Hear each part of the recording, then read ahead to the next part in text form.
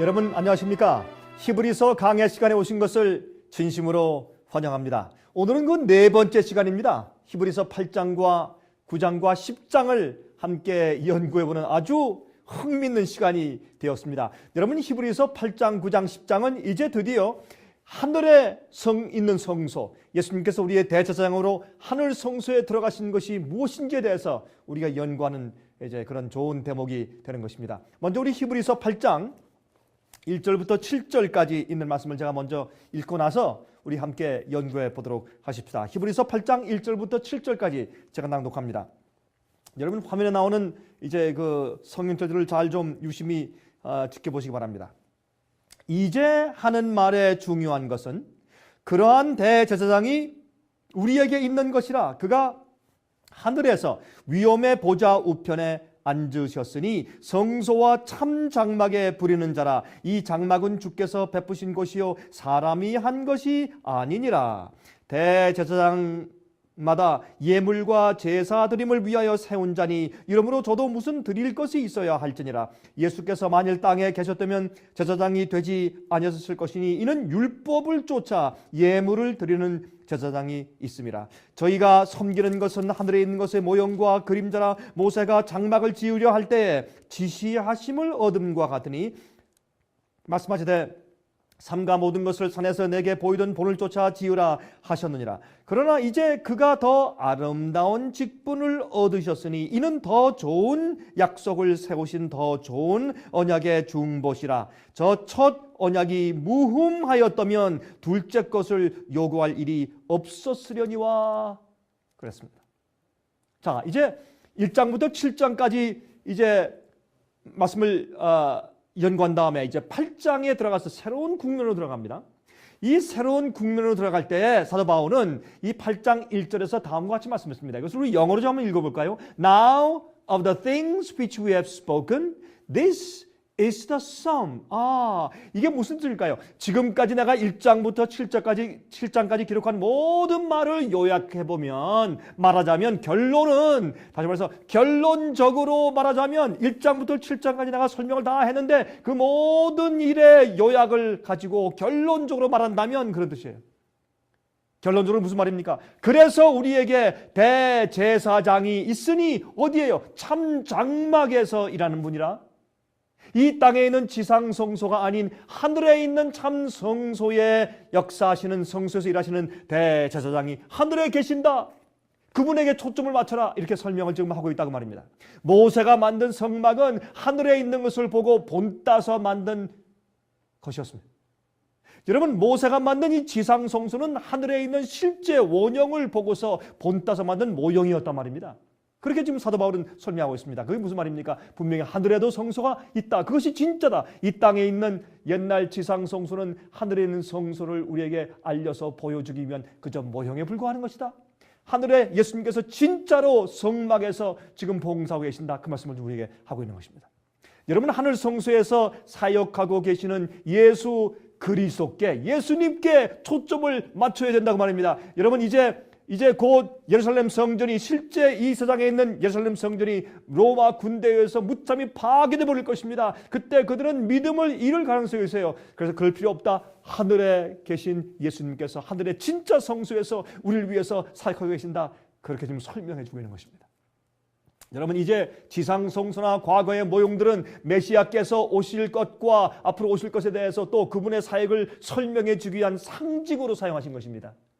이제 그 원형이신 예수님을 바라보자고 말하는 것이에요. 어디 계신 예수님이요?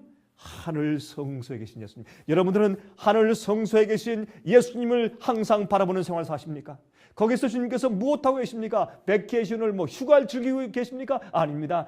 여러분, 예수님께서 우리를 위해서 중보하시는 대제사장의 사역을 하고 있습니다. 지금 그것을 설명해 주기 위해서 지금 8장과 9장과 10장을 기록하고 있다 그 말입니다.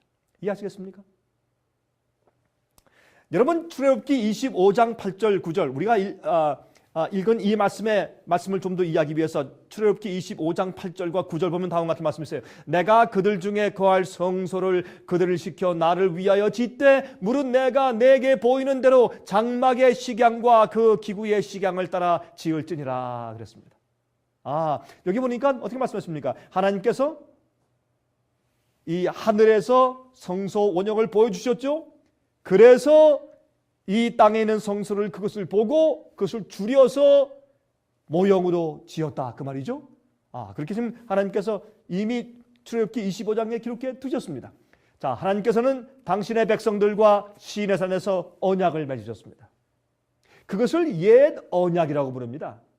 옛 언약. 여러분, 이 언약은 원래부터 있었어요. 원래부터 있었는데 이 이스라엘 백성들이 이것을 잊어버렸기 때문에 다시 언약을 시내산 위에서 보여주시고 언약을 해주시는 것입니다. 이 언약은 하나님께서 인류를 구원하시는 하나님의 복음을 말합니다. 이 언약은요, 원래 에덴 동산에서부터 항상 있어 왔습니다. 그런데 시내산에서 왜 또다시 언약을 하셨을까요? 그들이 노예 생활을 살면서, 애굽에서 노예 생활을 살면서 하나님의 복음과 진리를, 그 언약을 다 잊어버렸기 때문에 새로 만들어 주신 것입니다. 그래서 상징으로 다시 그들에게 하나님의 구원의 방법을 가르치시기 시작했습니다. 그것이 사실은 성소제도입니다. 하나님께서 이 인간을 어떻게 그들의 죄에서 구속하시는지를 가르치시는 청사진이 바로 성소제도이옵니다. 여러분, 실물 교훈을 만들어서 그들이 행하면서 하나님께서 그들을 어떻게 죄로부터 구원하여서 내시는지를 지금 보여주시는 것이에요. 여러분, 그래서 우리 죄로부터 우리가 해결돼서 우리 속에 들어있는 꽁꽁 숨어있는 죄를 우리 마음속에서 녹여내어서 우리를 에덴으로 다시 돌아갈 수 있도록 구속해 주시는 계획을 보여주신 것이 무엇입니까? 성소제도입니다. 성소는 여러분과 제가 우리가 어떻게 하면 구원받는지에 대한 복음을 설명하는 가장 유일한 청사진입니다.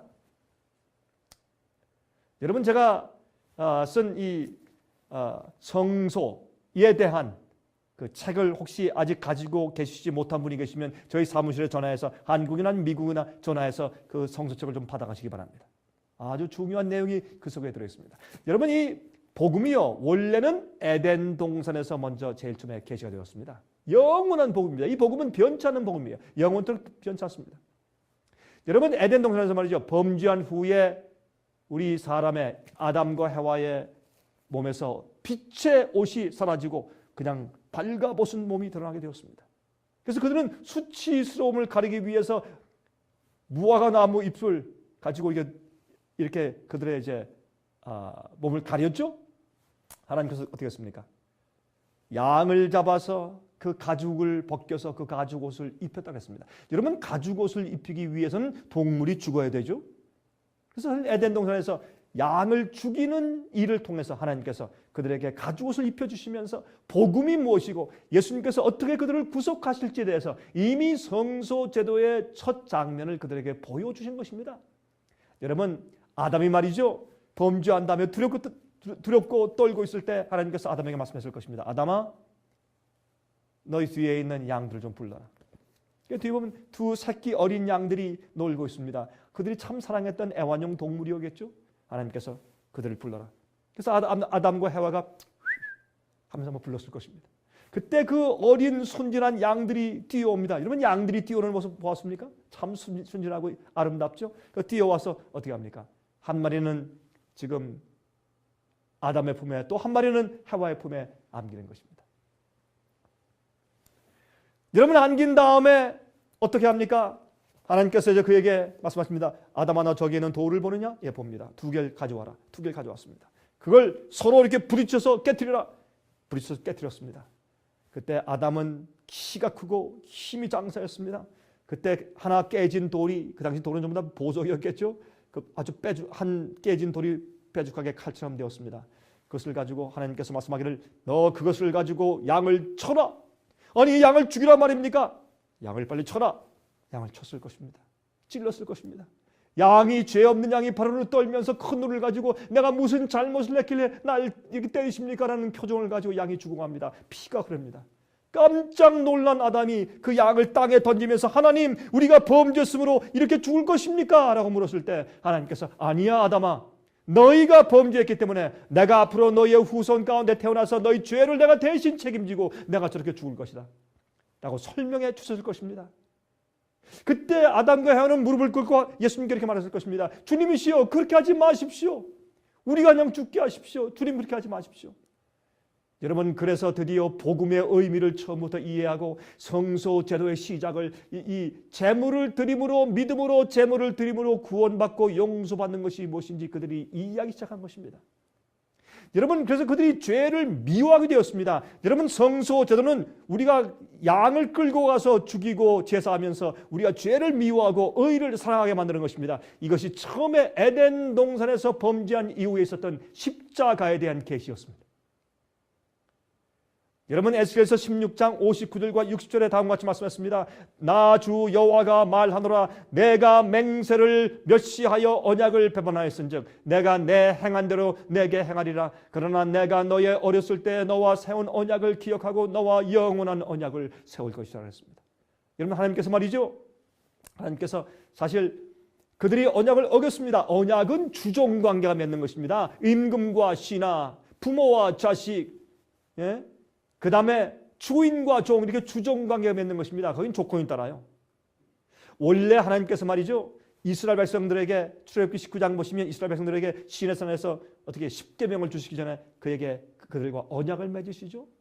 시내산에서 옛 언약을 맺었다고 우리가 이해하고 있지 않습니까? 하나님께서 그들이 잊어버린 것을 다시 상기시켜 주는 것입니다. 우리 한번 보십시다. 출애굽기 19장 4절부터 6절까지 다음과 같이 말씀되어 있습니다. 나의 애굽 사람에게 어떻게 행하였음과 내가 어떻게 독수리 날개로 너희를 업어 내게로 인도하였음을 너희가 보았느니라. 세계가 다 내게 속하였나니 너희가 내 말을 잘 듣고 내 언약을 지키면 너희는 열국 중에서 내 소유가 되겠고 너희가 내게 대하여 제사장 나라가 되며 거룩한 백성이 되리라. 너는 이 말을 이스라엘 자손에게 고할지니라 그랬습니다. 하나님께서 여기서 무엇을 했습니까? 이스라엘 백성들과 언약을 맺었지 않습니까? 여러분, 그들이 하나님과의 언약을 어기고 타락했습니다. 하나님의 계명을 지키지 않는 죄의 노예로 사는 나라가 되어버렸습니다. 그래서 하나님께서 어떻게 해요? 그들과 새 언약을 다른 종류의 언약이 아니라 원래 영원한 언약으로 다시 새롭게 해주신 것입니다. 잘 들어보세요. 원래 하나님께서 에덴 동산에부터 그들에게 구원의 복음을 주시고 언약을 세우셨는데 이스라엘 백성들이 이것을 기억하지 못했죠. 그들이 노예로 종로로 타다가 하나님과의 관계를 다 잊어버렸습니다. 하나님께서 그들을 출애굽해서 불러내오신 다음에 시내산에 데리고 가서 십계명을 주시면서 그들에게 옛 언약을 세우셨습니다. 그 언약은 어떤 의미에서 그들이 원래 아브라함에게 주셨던 그 언약이죠.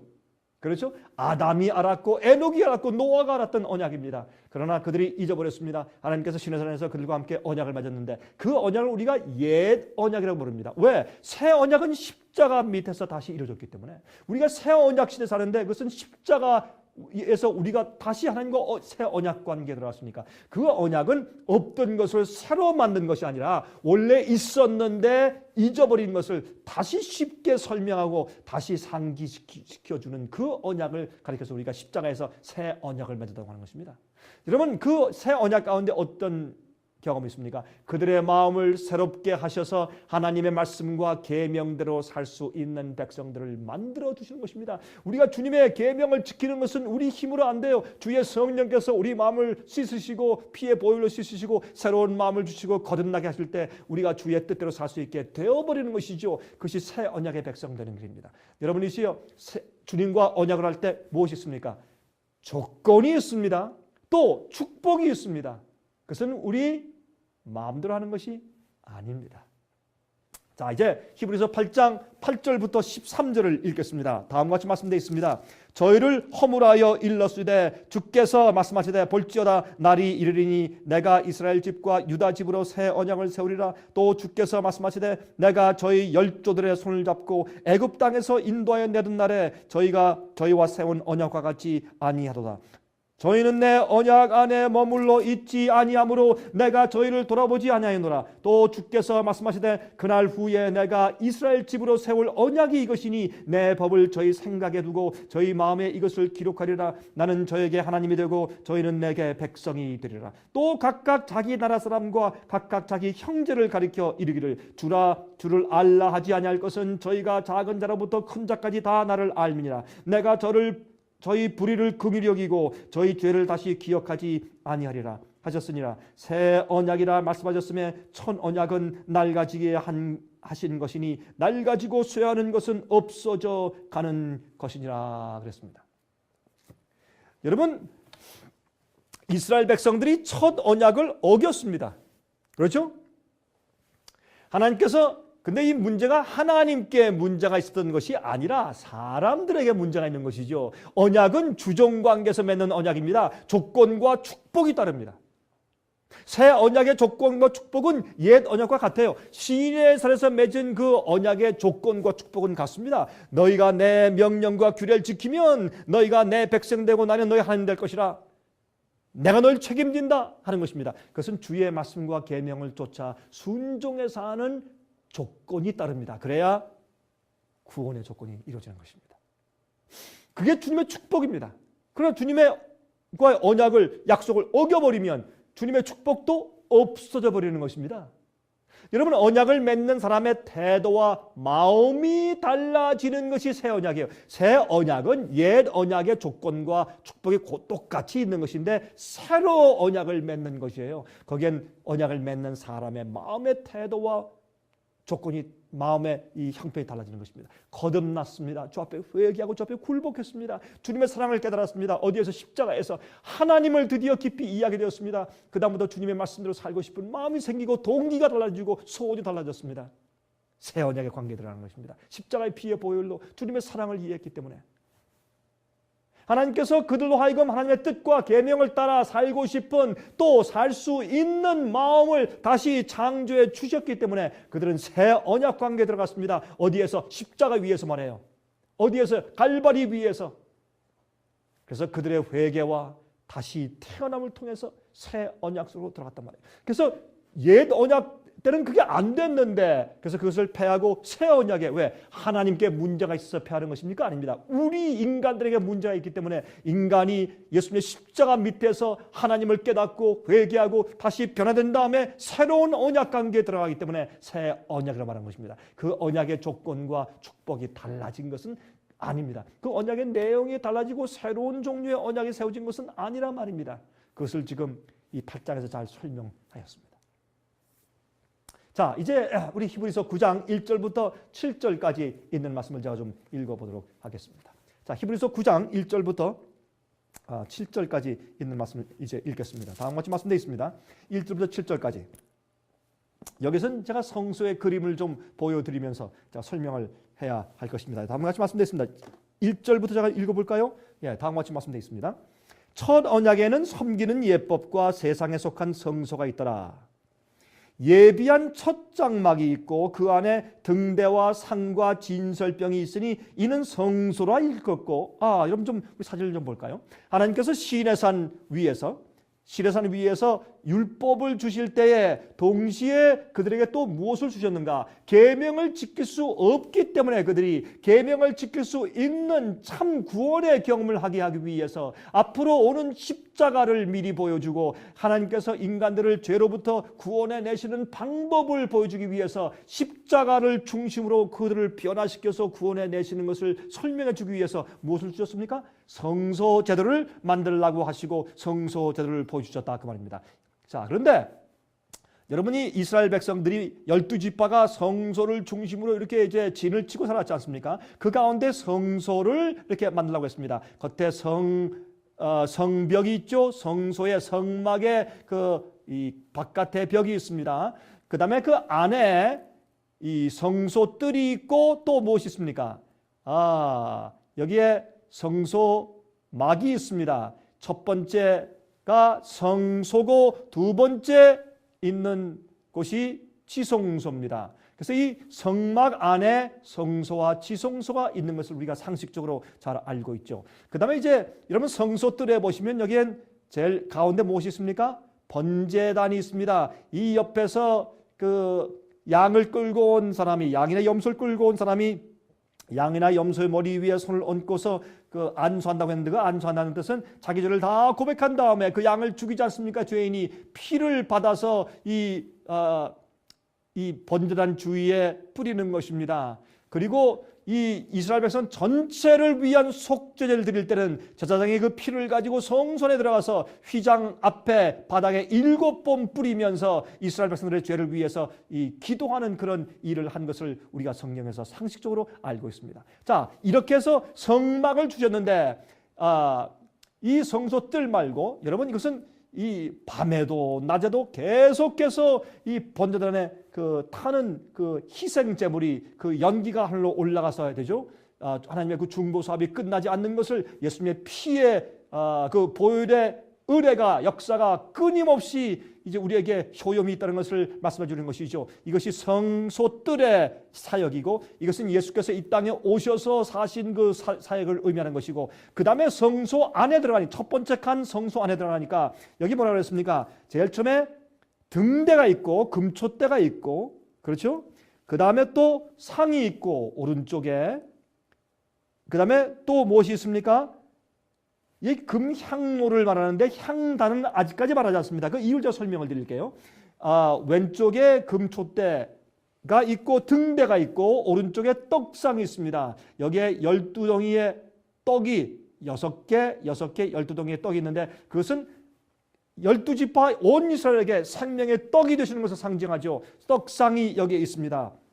그래서 이제 성소 안에 있는 것을 설명하셨고 두 번째 둘째 휘장 뒤에 있는 장막을 지성소라고 일컫나니 그렇게 얘기를 했습니다. 이 지성소 안에, 자, 이 성소 안에는 촛대, 등대가 있고 그 다음에 떡상이 있습니다. 이게 분향단이 있습니다. 그 다음에 이 휘장을 지금 걷었지만 휘장이 항상 쳐져 있었죠. 지성소 안에 들어가면 무엇이 있습니까? 이제 좀 보십시다. 지성소 안에는 여기 설명하기를 둘째 휘장 뒤에 있는 장막을 지성소라 일컫나니 금향로와 사면을 금으로 싼 언약궤가 있고 그 안에 만나를 담은 금항아리와 아론의 쌍난 지팡이와 언약의 비석들이 있고 그 위에 속죄소를 덮는 영광의 그릇들이 있으니 이것들에 관하여는 이제 낱낱이 말할 수 없노라. 이 모든 것을 이같이 예배하였으니 제사장들이 항상 첫 장막에 들어가 섬기는 예를 행하고 오직 둘째 장막은 대제사장이 홀로 1년 1차씩 들어가되 피 없이는 안연하니 이 피는 자기와 백성의 허물을 위하여 드리는 것이라 그랬습니다. 여러분 자 다시 한번 사진을 좀 볼까요? 자, 지성소에 들어가서 보니까 지성소에는 무엇이 있다고요? 법궤 언약궤가 있다고 했습니다. 언약궤 안에는 무엇이 있습니까? 십계명 두 돌비가 있습니다. 그런데 여기에 향로가 있습니다. 여러분 재미있는 것은 말이죠. 여러분 이 성소 안에 있는 그 기구들 가운데서 들어가면서 왼쪽에 등대가 있고 오른쪽에 떡상이 있고 가운데 분향단이 있는데 그것은 향로와 사실 같은 것인데 그것을 언급하지 않고 지성소에서 향로를 언급합니다. 왜 그렇습니까? 사실은 기도하는 그 향로는 대속죄일 날 여러분 그 분향단에서 그 꼭대기 위에 있는 향을 피우는 그 향은 들고서 털어버리죠. 들고서 옮기는 것이니까 대제사장이 가지고서 지성소 안에 가져갑니다. 그래서 사실은 분향단은 지성소 안에 속해 있는 것으로 여기에 히브리 9장에 설명되어 있습니다. 왜? 그것은 우리의 기도를 하나님 아버지께 예수님께서 드리는 그것을 상징하기 때문에 예수님께서 우리 위해서 중보 기도를 올리시는 걸 상징하기 때문에 하나님 아버지 앞에서 항상 기도하는 것이죠. 그러나 인간 제사장들이 1년에 한 번만 그 대속죄일 날 지성소에 들어가서 하나님의 영광의 앞에 서서 중보 기도할 때 죽지 않는 것이지 매일 들어갈 수 없으니까 그것을 바깥에 성소에 갖다 놓은 것이죠. 어쨌든 말이죠. 여러분 여기 또 사진을 보십시다. 보시면 여기에 향로가 있지 않습니까? 바로 이곳이 이 쉐키나 영광이 비치는 시운자입니다. 은혜를 우리에게 베푸는 곳이라고 해서 시운자, 멀시시라고 그러죠. 여기 향로는 1년에 한 번씩 가지고 들어가는 것입니다. 자, 이 법궤를 열면 그 안에 무엇이 있습니까? 두 돌비 십계명이 있고 아론의 쌍난 지팡이가 있고 또 만나 항아리가 있습니다. 여러분 이것은 무엇을 상징합니까? 이 십계명은 바로 하나님의 마음속에 있고 주님의 보좌의 기초입니다. 사랑의 기초의 법입니다. 온 우주가 이 법에 의해서 질서 있게 화평스럽게 운영되어 있습니다. 여러분 이 말씀대로 사는 사람들이 되어야 합니다. 그렇게 우리가 의롭게 변화가 되어야 합니다. 그 다음에 우리가요 죽은 마른 나무에서 싹이 폈습니다. 그렇죠? 꽃이 피었습니다. 그래서 이것은 우리가 거듭나고 새롭게 됨을 상징합니다. 그 다음에 여기에 만나 항아리, 이것은 하늘에서 내려온 생명의 양식, 예수님을 먹고 주의 주신 말씀과 진리를 먹고 살아야 우리가 살 수 있고, 또한 그렇게 해야 주의 계명을 지키는 삶이 될 수 있다는 것을 상징하는 것이 그 뒤에 있는 것을 우리가 볼 수가 있습니다. 자, 이제 우리 8절부터 읽어볼까요? 8절부터 15절까지 제가 읽겠습니다. 이렇게 지금 성소 안에 있는 것을 설명합니다. 그래서 예수님께서 어떻게 해요? 이 성소와 지성소에 있는 그 부분은 예수님께서 하늘로 승천하신 다음에 하늘 성소에 들어가시고 나중에 하늘 지성소에 들어가셔서 우리를 위해서 특별히 대제사장으로서 사역하시는 것을 실제로 설명해 주시려고 지금 애를 쓰고 있는 것입니다. 자, 히브리서 9장입니다. 9장 8절부터 읽겠습니다. 성령이 이로써 보이신 것은 첫 장막이 서 있을 동안에 성소에 들어가는 길이 아직 나타나지 아니한 것이라. 이 장막은 현재까지의 비운이 이에 의지하여 드리는 예물과 제사가 섬기는 자로 그 양심상으로 온전케 할 수 없나니, 이런 것은 먹고 마시는 것과 여러 가지 씻는 것과 함께 육체의 예법만 되어 계획할 때까지 맡겨 두신 것이라 그랬습니다. 여러분, 이것이 무엇을 말하는 것입니까? 여러분, 이 지상 성소는 아직 예수님께서 하늘 성소에 올라가기 전까지 있는 것인데, 아직까지 어떻게 해요? 성령께서 첫 장막에 있을 때는 하늘 성소를 우리에게 보여주지 않았는데, 예수님께서 하늘의 성전에 올라가시고 하늘 성소에 들어가신 다음부터 우리가 어떻게 하늘 성소에 대해서 이해해야 된다, 그것을 말씀하는 것이죠. 여러분, 여기에 이 지상 성소는 먹고 마시는 것과 이런 씻는 인간적인 육체의 예법이 있지만은, 이제는 그것 가지고는 안 된다. 그것은 상징에 불과한 것이다. 예수님께서 실제로 하늘에서 중보 사업을 하시고 우리 죄를 용서하시고, 또한 우리가 죄를 이길 수 있는 은혜를 성령으로 계속 베풀어 주시고, 또한 하늘에서 역사하신 그 경험을 우리가 받아야 되기 때문에 이것을 지금 설명해 주시는 것입니다. 이 지구상에 있는 그저 인간적인 예법만 가지고 안 된다. 우리는 하늘로 올라가자. 마음으로 믿음으로 예수님을 바라보자. 그렇게 말하는 것이죠. 그리스도께서 장래 좋은 일에 대제사장으로 오사 손으로 짓지 아니한 곧 이 창조에 속하지 아니한 더 크고 온전한 장막으로 말미암아 염소와 송아지의 피로 아니하고 오직 자기 피로 영원한 속죄를 이루사 단번에 성소에 들어가셨느니라. 예수님께서 어디로 가셨습니까? 하늘 성소로 단번에 들어가셨습니다. 염소와 황소의 피와 및 암송아지의 죄로 부정한 자에게 뿌려 그 육체를 정결하게 하여 거룩해 하거든, 하물며 영원하신 성령으로 말미암아 흠없는 자기를 하나님께 드린 그리스도의 피가 어찌 너희 양심으로 죽은 행실에서 깨끗하게 하고 살아계신 하나님을 섬기게 못하겠느뇨. 이를 인하여 그는 새 언약의 중본이 이는 첫 언약 때 범한 죄를 속하려고 죽으사 부르심을 입은 자로 하여금 영원한 기업의 약속을 얻게 하려 하심이니라 그랬습니다. 여러분, 무슨 말입니까? 여러분, 지금 예수님께서 하늘 성소에 올라가셔서 참 성막에서 대제사장으로서 역사하고 계신다. 그 말은 이 지구상에서 말이죠, 양과 염소를 제사했을 때 그 피를 믿음으로 믿었을 때도 죄를 용서받았는데, 하물며 예수님께서 당신의 피를 가지고 하늘 성소에 들어가셔서 성령으로 중보하시는데, 그것을 믿고 주 앞에 나갈 때 우리의 양심이 더 깨끗해지고 올바른 마음으로 주 앞에 경배할 수 있게 되지 않겠는가? 그걸 지금 강조하는 것입니다. 이 지구상에 있던 것은 한갓 형식이었고 한갓 모형이었다. 그러나 모형을 통해서도 우리를 구원하셨는데, 그걸 믿을 때 참 하늘에 올라가고 참 성막에 올라가신 예수님을 믿는 믿음으로 영적인 경험할 때 얼마나 놀라운 영적인 경험과 구속이 우리 속에 이루어지겠느냐라고 말하는 것입니다. 우리를 어디로 인도합니까? 하늘 성소로 인도하고 예수님께로 소개시키는 것입니다. 참 정말 힘 있는 말씀을 하고 있는 것이에요. 그래서 이 지상 성소에서 지금 그 당시 믿는 그리스도인들을 하늘 성소로 옮겨주는 그 글을 쓰는 것이 바로 이 히브리서인 것을 여러분께서 이해하셔야 할 것입니다. 자, 그러면 16절부터 또 읽겠습니다.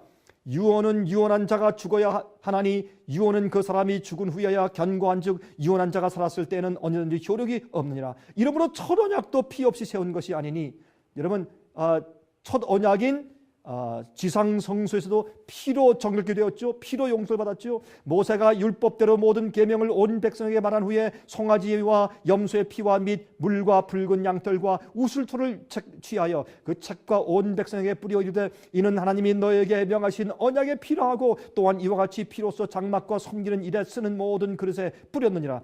율법을 쫓아 거의 모든 물건이 피로써 정결케 되나니 피 흘림이 없은즉 사함이 없느니라 그랬습니다. 여러분 이게 무슨 말입니까? 여러분 여기 말씀은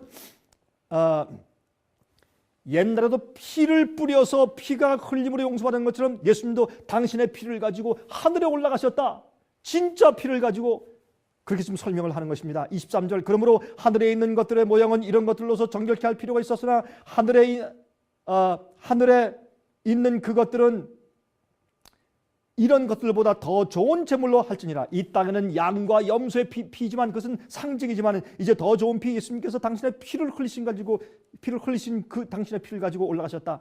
그리스도께서는 참 것의 그림자인 손으로 만든 성소에 들어가지 아니하시고 오직 참 하늘에 들어가사 이제 우리를 위하여 하나님 앞에 나타나시고 대제사장이 해마다 다른 것의 피로써 성소에 들어가는 것 같이 자주 자기를 드리려고 아니하실지니 그리하면 그가 세상을 창조할 때부터 자주 고난을 받았어야 할 것이로되 이제 자기를 단번에 제사로 드려 죄를 없게 하시려고 세상 끝에 나타나셨느니라. 한 번 죽는 것은 사람에게 정하신 것이요 그 후에는 심판이 있으리니 이와 같이 그리스도도 많은 사람의 죄를 담당하시려고 단번에 들임받으셨고 구원에 이르기 위하여 죄와 상관없이 자기를 바라는 자들에게 두 번째 나타나시리라.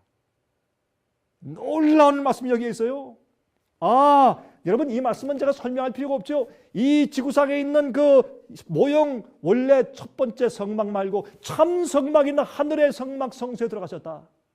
우린 믿음으로 예수님을 따라 들어가면 예수님은 이제 우리의 무엇이다? 우리의 참 제사장이시고 인간 제사장이 아니고 참 대제사장 예수님이 우리의 대표자고 하나님과 우리 사이에 예수님이 계신다. 어떤 사람들은 말이죠.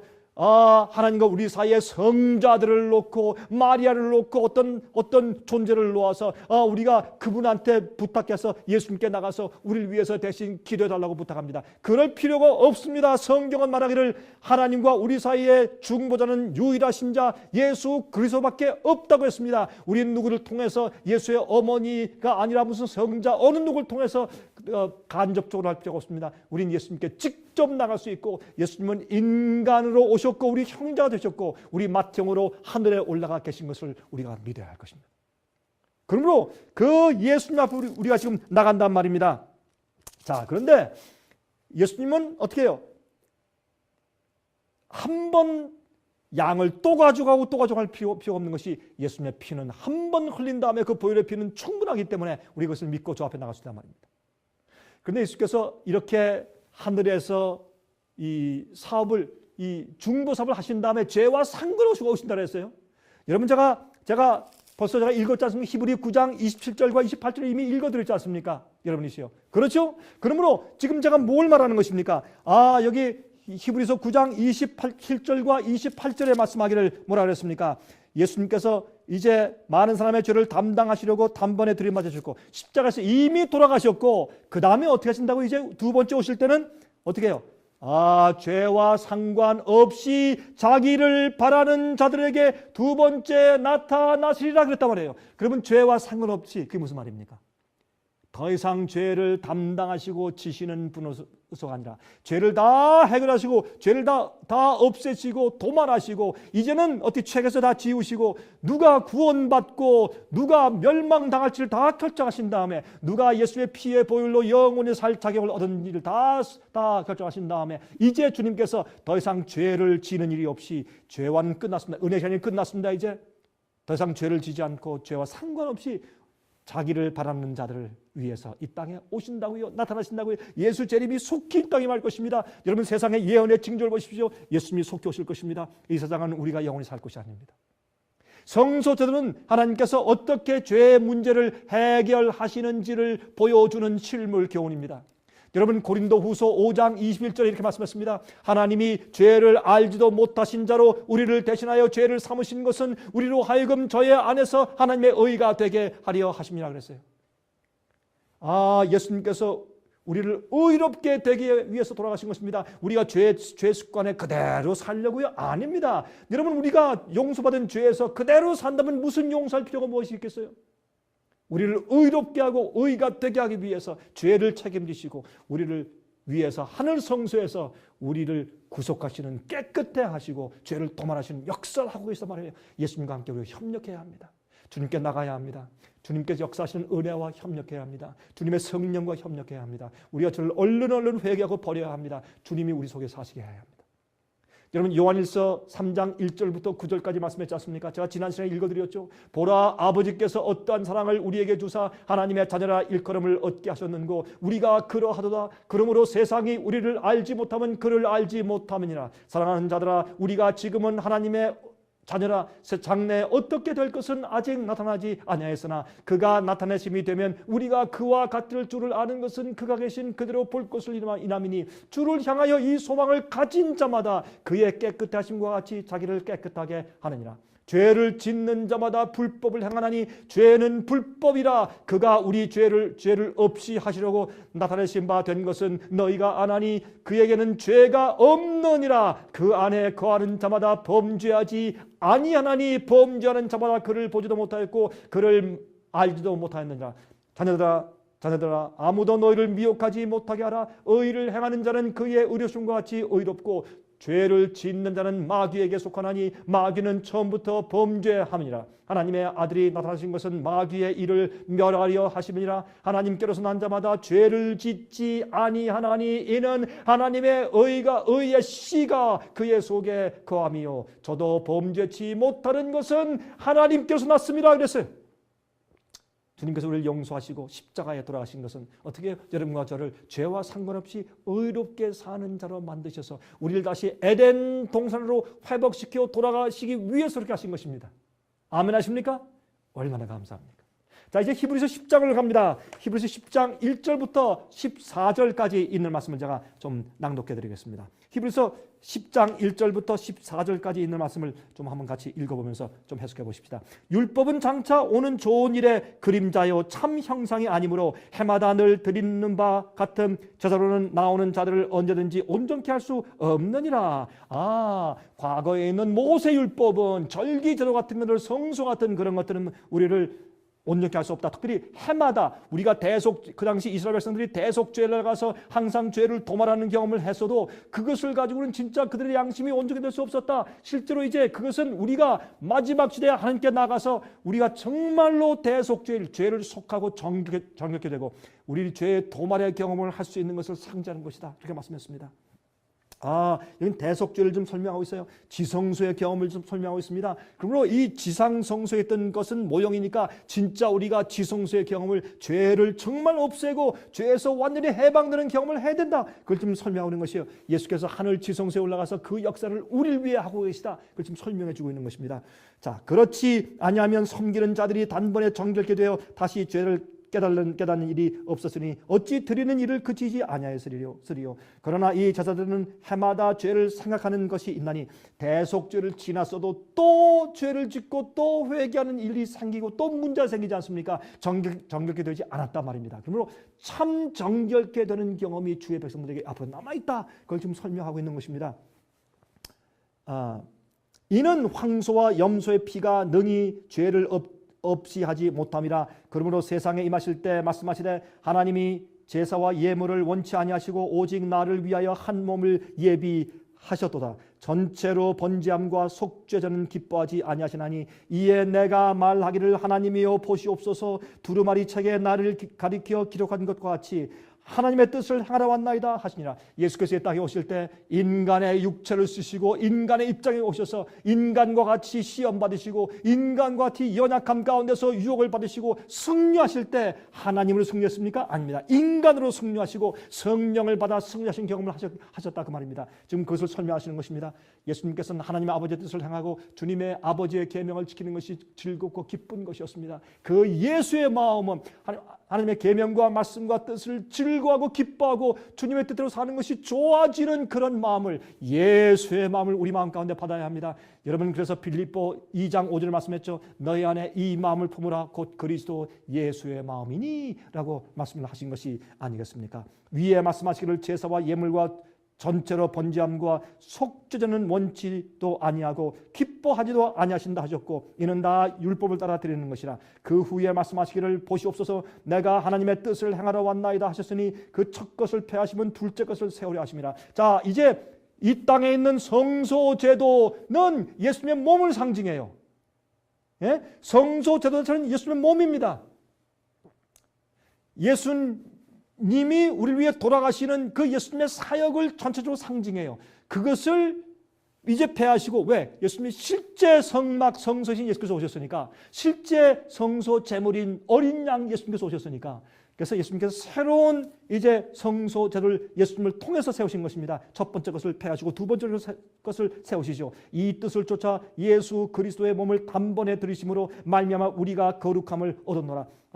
제사장마다 매일 서서 섬기며 자주 같은 제사를 드리되 이 제사는 언제든지 죄를 없게 하지 못하거니와 오직 그리스도는 죄를 위하여 한 영원한 제사를 드리시고 하나님 우편에 앉으사 그 후에 자기 원수들로 자기 발등상이 되게 하실 때까지 기다리시라니. 예수께서 오실 때까지 이제 기다리신단 말입니다.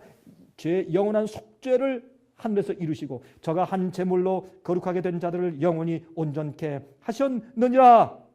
또한 성령이 우리에게 증거하시되 주께서 말씀하시되 그날 후로는 저희와 세울 언약이 이것이라 하시고 내 법을 저희 마음에 두고 저희 생각에 기록하리라 하신 후에 또 저희 죄와 저희 불법을 내가 다시 기억지 아니하리라 하셨으니 이것을 사하셨은즉 다시 죄를 위하여 제사 드릴 것이 없느니라 그랬어요. 여러분, 이게 무슨 말입니까?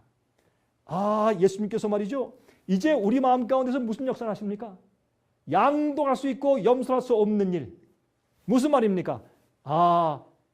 예수님의 피로 우리 마음을 정결케 하고 성령으로 역사해서 우리가 새 언약의 경험을 하는 것, 우리의 생각에 주의 법을 기록해 주시고 그래서 주님의 뜻대로 살 수 있는 마음을 주시고 거듭나게 하셔서 의롭게 살 수 있는 그 하늘 성소의 사역을 이루신단 말입니다. 이 땅에서 이루어진 이 성소 뜰의 사역과 예수님의 십자가의 사역과 성소 안의 사역을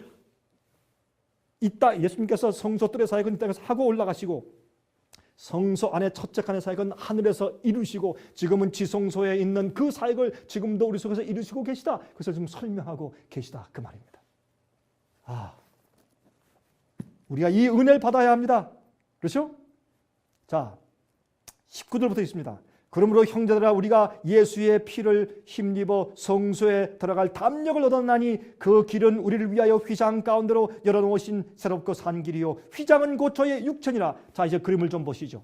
자, 여기 보시면 여러분 그 AD 31년도에 예수님께서 십자가 돌아가시고 운명하실 때 그 예루살렘 성전 안에 있는 휘장이 위로부터 아래까지 쭉 찢어졌습니다. 이것은 아주 두꺼운 것이었는데 그것이 밑에서부터 아니고 위로 찢어졌다는 것은 사람이 찢은 것이 아니라 하나님이 찢은 것입니다. 지상 성소가 이제 성소 제도가 폐했단 말입니다. 이제부터 왜요? 예수님께서 하늘에 있는 성소에서 새로운 성소 봉사, 참장막에서 새로운 성소 봉사들을 시작하셨다는 그런 뜻입니다.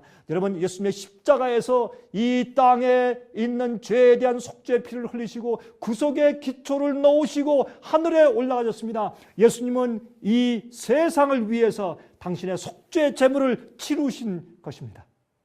자, 그리고 하늘에서 이제 어떻게 주님께서 이제 역사하시는데 그 사역을 하시는데 예수님은 바로 이 성소 휘장이에요. 그 휘장을 통해서 우리가 하늘 성소로 들어가서 하나님 아버지 앞에 나가는 것이죠. 또 하나님의 집 다스리는 큰 제사장이 계심에 우리가 마음의 뿌림을 받아 양심의 악을 깨닫고 몸을 맑은 물로 씻었으니 참 마음과 온전한 믿음으로 하나님께 나가자. 또 약속하신 이는 믿으시니 우리가 믿는 도리의 소망을 움직이지 말고 굳게 잡아 서로 돌아와 사랑과 선행을 격려하며 모이기를 패하는 어떤 사람들의 습관과 같이 하지 말고 오직 권하여 그날이 가까움을 볼수록 더욱 그리하자. 다시 말해서 우리가 자주 모이고 기도하고 찬송하고 하늘에서 역사하시는 주님의 제사장의 사역을, 은혜를 계속 잘 받아서 우리를 정결케 하자 말이에요. 우리가 진리를 아는 지식을 받은 후 짐짓 죄를 범한 즉 다시 속죄하는 제사가 없고 오직 무서운 마음으로 심판을 기다리는 것과 대적하는 자를 소멸할 맹렬한 불만이 있으리라. 모세의 법을 폐한 자도 두세 증인을 위하여 불쌍히 여김을 받지 못하고 죽었거든 하물며 하나님의 아들을 밟고 자기를 거룩하게 한 언약의 피를 부정한 것을 여기고 은혜의 성령을 욕되게 하는 자의 당연히 받을 형벌이 얼마나 더 중하겠느냐. 너희는 생각하라. 원수 갚는 것이 내게 있으니 내가 갚으리라 하시고 또다시 주께서 그의 백성을 심판하리라 말씀하신 것을 우리가 아노니 살아계신 하나님의 손에 빠져 들어가는 것이 무서울진저 그랬어요. 이게 무슨 말입니까? 여러분이시요, 우리가 이런 놀라운 주님의 사역의 경험에 들어가고 죄의 속죄를 받고 성령의 은혜를 받고 거듭난 다음에 주님 안에서 성장해 나가고 주님께서 죄를 정결케 하시는 경험 안에 들어간 사람이 주님을 부인하고 진리를 부인하고 돌아가면 다시는 용서함 받을 수 있겠느냐? 없단 말이에요. 심판만 있을 것이다. 여러분이시요, 변치 마십시오. 신실하게 주의 재림을 기다리고 주의 속죄를 감사하며 매일매일 성령을 받으십시오. 정결케 하신 주님의 은혜의 사역을 매일매일 받으시기 바랍니다. 예수님께서 하늘에 살아계십니다. 무엇 하십니까? 하늘 성소와 지성소에서 우리를 위해서 우리 죄를 정결케 하시는 역사를 하고 있습니다. 자, 보십시오. 죄의 습관에서 벗어나십시오.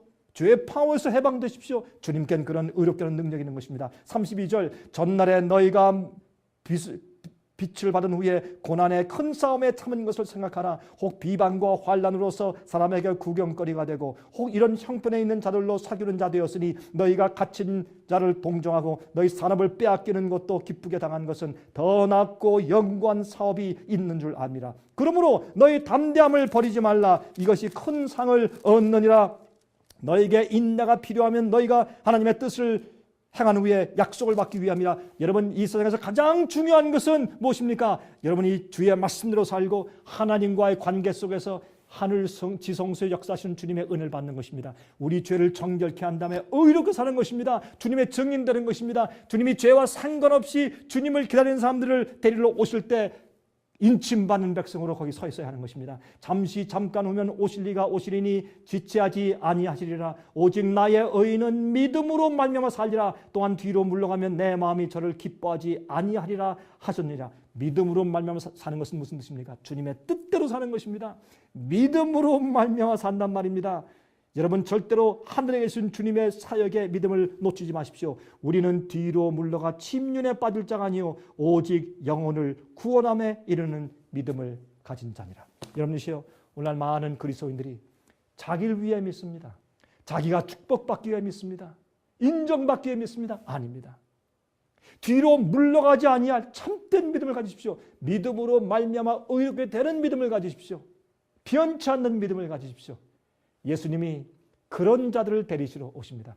죄와 상관없이 사는 자들, 죄와 상관없이 오실 때 죄와 상관없이 기다리는 자들을 데리러 오십니다. 이 놀라운 경험을 이해하셔야 합니다. 여러분, 제가 기록한 성소책을 권합니다.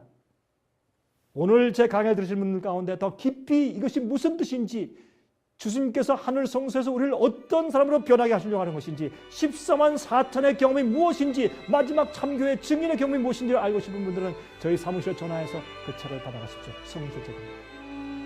다음 시간까지 여러분 하나님의 성령 안에서 충만하시길 바랍니다. 제가 다음 시간 다시 뵙겠습니다.